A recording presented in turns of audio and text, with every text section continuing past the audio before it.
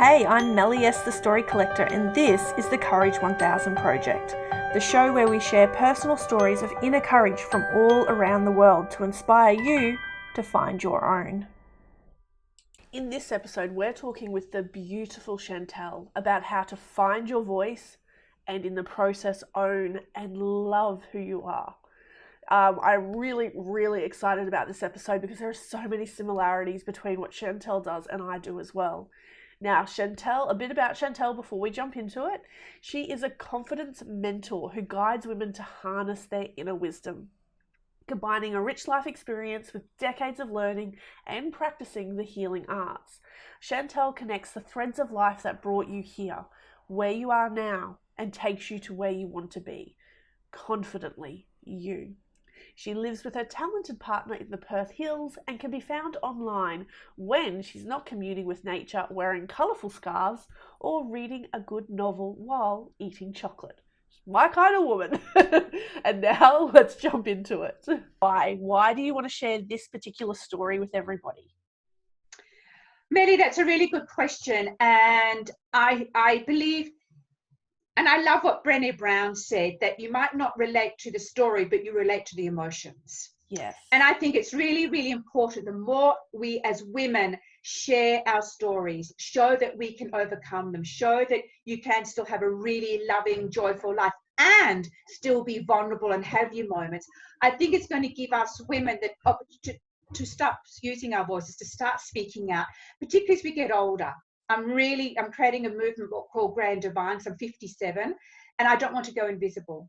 But until I feel not invisible, how are you not going to see me as invisible?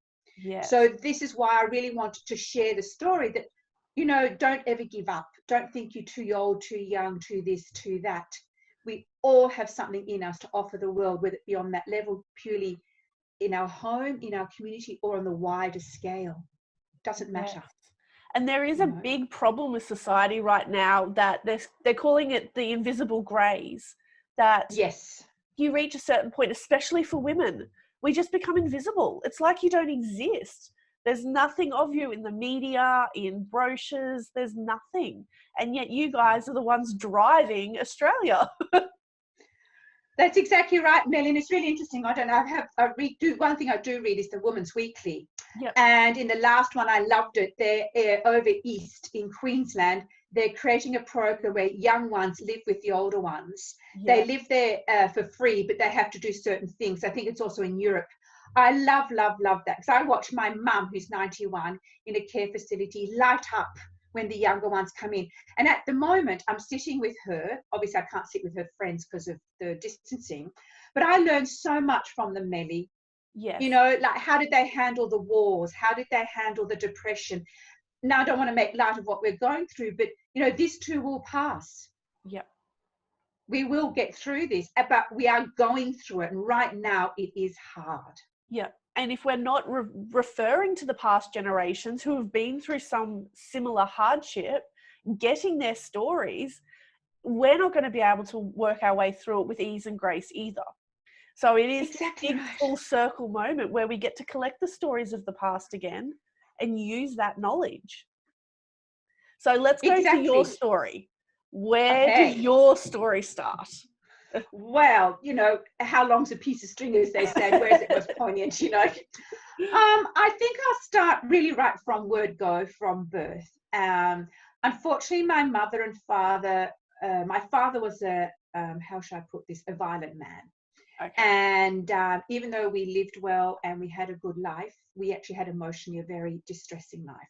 So I think from word go, only looking now back, it was really all the way through. We struggled. I was born in Australia. My father's French, mum's Australian English, but then we moved to Switzerland when I was young. In those days, you didn't travel.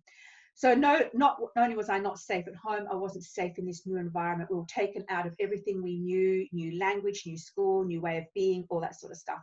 Yet to our family and friends at home, we had the privileged life. We had this amazing life. But what they didn't realize was that at home, it was not that at all. Yeah. Then at the age of 16, and a bit when I finally settled there, my English was still vaguely there. We moved to England.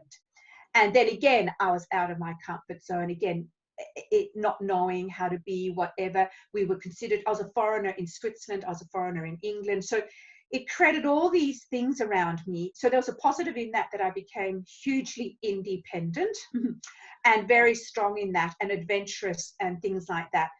So when I look back, that really shaped who I am. So really, you never felt safe?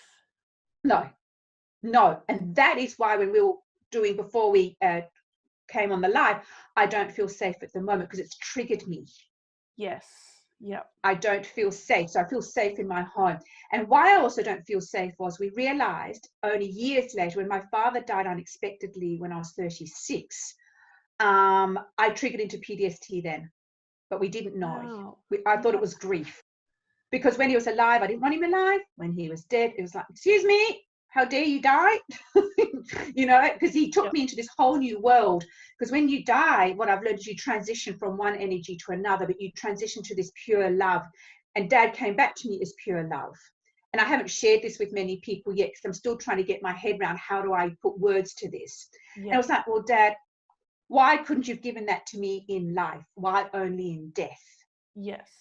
So then dealt with all of that sort of stuff. Then I had a car accident about 10 years later, so it's about 11 years ago now.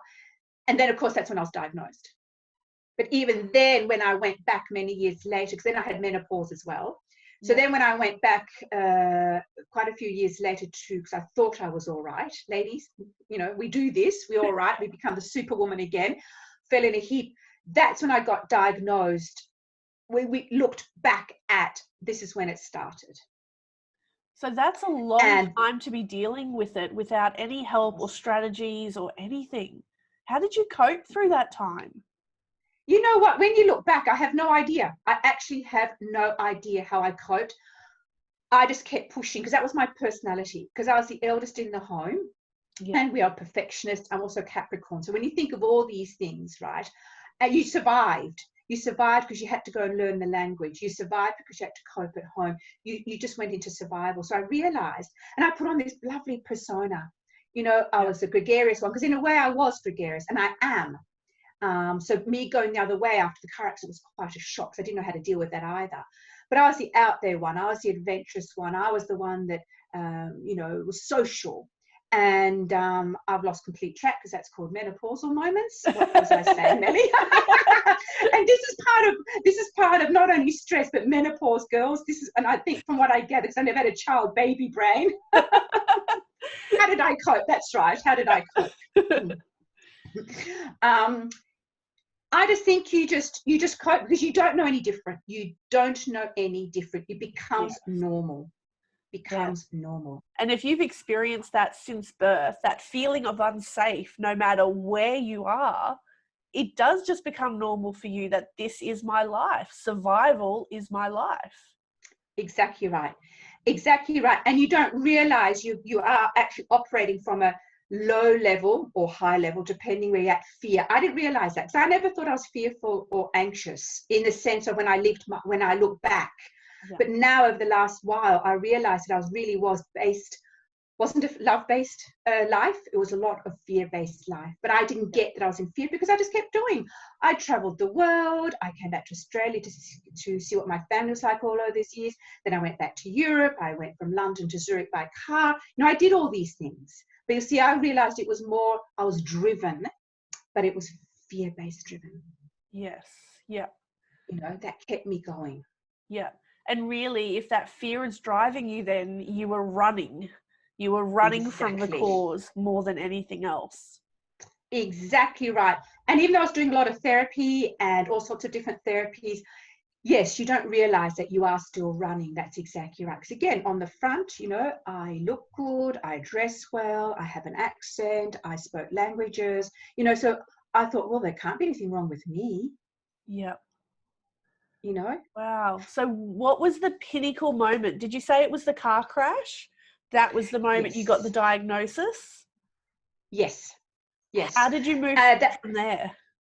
Ooh, looking back now with great difficulty. Oh my God, I still cry sometimes to realize. So I'll go back a little bit to come back to that. After Dad died, about 7 years, also what happens is my adrenals ran out. I ended up having a complete and utter breakdown because I kept being driven. and I kept going, and I ended up in hospital, no idea who I was, my name, I couldn't sign the documents, nothing. Whoa. But that didn't stop me. That didn't stop me, So ladies. you still didn't learn your lesson. I still didn't learn. Because I was a massage practitioner at the time. I was already healing then. And a very good friend of mine who happened to be my therapist phoned me up in hospital and said, it's 7 o'clock on a Sunday morning. And I said, I've got to get out of here because I've got 20 clients next week. She turned around and said, what are you talking about? What are you talking about? Give me every person's name. I'm going to phone them and you're not going back to work. You see, I was still driven. I couldn't let anyone else down. So why I'm saying that to you, so by the time I had the car accident, I was already running on pretty much empty. Yeah. So the car accident, then that tipped me. So if I had lost my sense of self through my dad's death, being a daughter and being part orphan, as they say, when I had the car accident, I lost all of me. Yeah. All of me. You were empty. Empty, turned upside down, had no clue who I was, even more so. It was just like, and the accident, in the scheme of things, a guy came back of me, wrote my car off, but I didn't realize I had then severe whiplash, because whiplash is so fast. Yeah. And I didn't get it. And you go into shock and you go into overdrive and you don't feel the pain.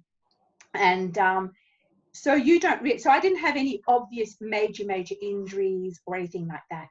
So Ken, you minimize it. We always minimize. Yeah. You know, we want to keep going, but it wasn't that bad. Well, it triggered me for years. Wow. Absolutely years. I had the most, oh God, it's still horrendous whiplash. Yeah.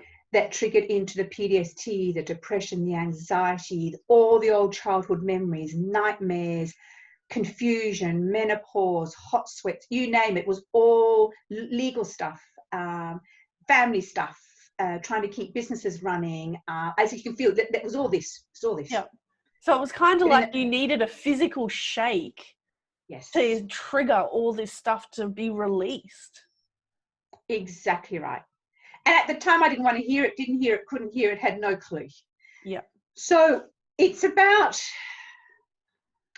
fortunately, I had a beautiful partner. I'd only known him a few years. It was on the day we were celebrating 2 years living up in the hills and in our beautiful home. Fortunately, he never, ever, Melly, gave up on me. Never. Oh, how beautiful. Yeah.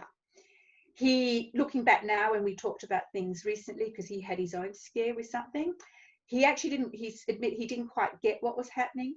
It didn't matter. He just accepted me for who I am and who I was.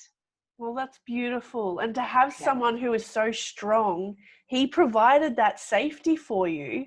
Exactly right.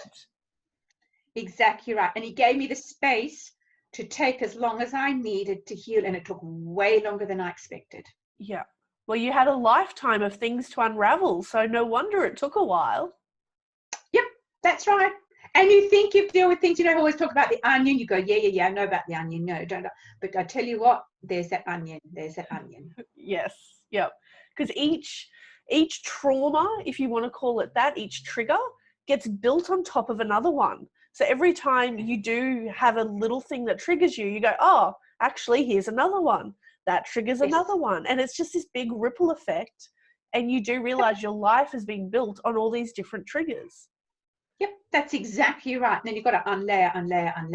Yeah. And, you know, let go of people that there's a loyalty, particularly to family. You know, that's based on the base chakra about your tribe and your family. Can't be disloyal. You feel guilt. You know, so all these things come into it as well.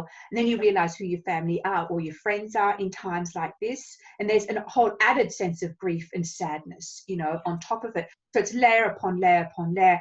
Yet somehow, Melly, we are very resilient human beings. We don't realize how strong and resilient we are, and might not feel like it. Like, you know, like at the moment, I'm going through a bit of anxiety again the last couple of days, which took me by surprise. And initially, I always get a little bit harsh on myself. I should know better.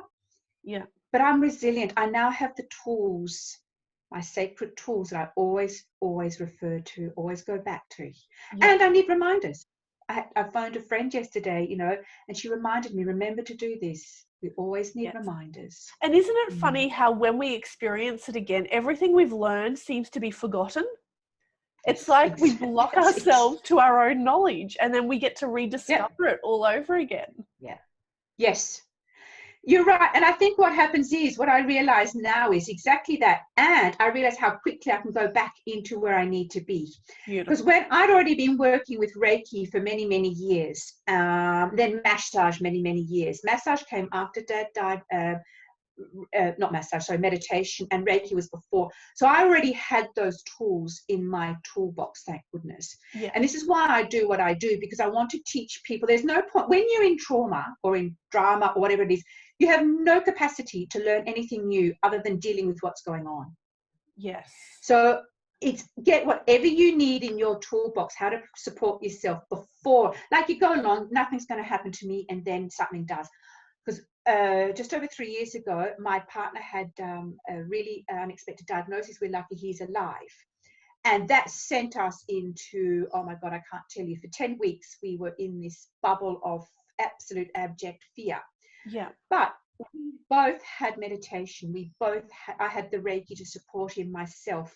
We had our sacred spaces. We were able to talk. We had the psychologist. We had everything already in place, Melly, to support us. Beautiful. Beautiful. And that would have been difficult because that your safety, that base level of safety was getting rocky. Exactly right. It was rocky because suddenly here you are faced with potential death. He had both his carotid arteries 90% blocked. We had no idea. His health is good. We had no idea. It was totally out. How could that have happened? Yeah. And basically they said to us, you're lucky he hasn't had a major stroke or he hasn't dropped dead. Wow. And then you're faced again with, oh my God, what does love mean? What does this person mean? Yes, he can annoy the hell out of me. Apparently I can him too, but you know, you know, and suddenly you're faced with this. How do we handle this together? Now, fortunately, I'd already done a lot of tapping by then, was doing my counseling work and also my own, from my own psychology work done on me. Yeah. I was learning to understand and how to work in circles, was how to accept him, because his reality, Melly, was so different to mine. Yes. Yeah. You know, he thought he's things differently. Exactly right. Exactly right. So how do we come together to be able to support each other when he's going, oh my God, my body let me down, because he's been very aware of his body, and I'm going, oh, thank God you're alive. Can't you see that? You know? Yeah. And I won't say the word that I used, B, A. You know, so we had to, how could I hold him in that space, not to, but occasionally I didn't, obviously, a human being, I would snap at him. Yeah. You know. And to be in such a loving relationship where you're tolerant of the fact that you can be that way for each other. Yes. Like, that's just beautiful. Yeah. It is. Thank you, Melly. And I really thank you for honouring that. That's why I'm honouring it here, because, again, when you go through life, when you start honouring yourself more, when you start going through these experiences, and, you know, you can have a small experience that can throw you. Don't just think because I've had these big things, because we so easily compare ourselves to others. Oh, but yours was worse than mine. Mine is not as bad as that. We learn how to minimise our own experiences. Yes. And as I said in the beginning, which are what I love about Brené Brown, is you don't have to understand the story, have the same story, understand the story or the experience. It's the emotions. Yes. At some point, we've all gone through grief, sadness, anger, joy, love in our lives. Yes. Yeah. And that is when you find that in yourself, you are more able to be not judgmental of other people and as yourself. But to deal with ourselves is always the hardest, you know? Yeah. And that's why this project exists, because others sharing their stories of courage are going to help you recognize it within yourself, so then you can start taking courageous steps in your own life. So there's a resonance in others' stories. Yes, that's exactly right. And that's why I loved when Tony approached me. It was like, oh, I'm so excited to be part of this for that reason, because we all, even though we might not all listen to the interviews and that, but we're holding this beautiful vibrational energy with you. I mean, you're the linchpin, you're that, and all we're beautiful, these beautiful colored threads coming in. And that then has that beautiful rippling effect, you know. And I wanted to come back to the small things. I can remember when I was at my worst after the accident, I couldn't get out of bed. And this for me was completely unusual. And I remember I could get out of bed, vaguely have a shower. So I went from PJs to a shower to my comfortables to the couch. And I had a life coach at the time through my business. And I didn't even want to talk to her. It was 8:30 in the morning. I was just like, oh my God, I can't do this. Thank God it was over the phone.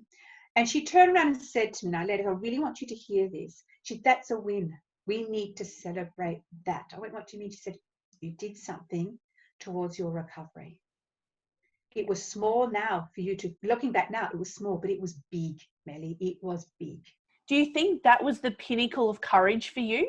Just taking that first step?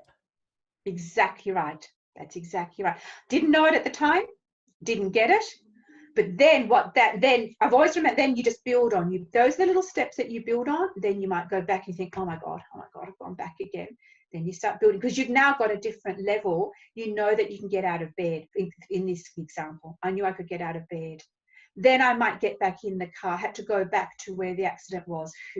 My partner, the psychologist said, get your partner to drive you first. And even before I got there, I hyperventilated. I went into massive panic. And it took me quite a while to go back there and then to go on my own. But we did it in steps. Yes. Because that is what loving kindness is all about. Yeah. So would you say that's your definition of courage then, that it is just building on those blocks one after the other? Exactly right. Because I wanted it all done now. Actually, no, yesterday. I hear you. know? Yes. And I'm sure a lot of others could. Yeah, exactly right. So looking back now, and if I can give sage advice or be, the older. Yes, please. Yes, it is. Sorry, I interrupted you. No, please give it. We want sage advice. Yes, it is looking back now over the years, and particularly this part. It is step by step, and also it's your own journey. I can remember someone saying to me, I can't remember who it was, thank goodness, in a way, because I would have said something to them. 2 years after Dad died, I said, oh, he's still grieving. Oh, whoa. And at the time, I didn't get that. Yeah, I didn't get that it's okay to still grieve.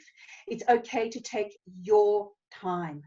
I really want you to hear this. It's your journey, your emotions, your time. That's beautiful. And to have the courage to own that yes, I am still grieving. Like, that's just beautiful. Yeah. Yeah. So again, coming back to what you say, courage for me is therefore confidence, and therefore love, and therefore kindness, and therefore acceptance. It's one step at a time. And for today, it's about really coming back. That's something you learn in the 12-step program. We used to go to Al-Anon.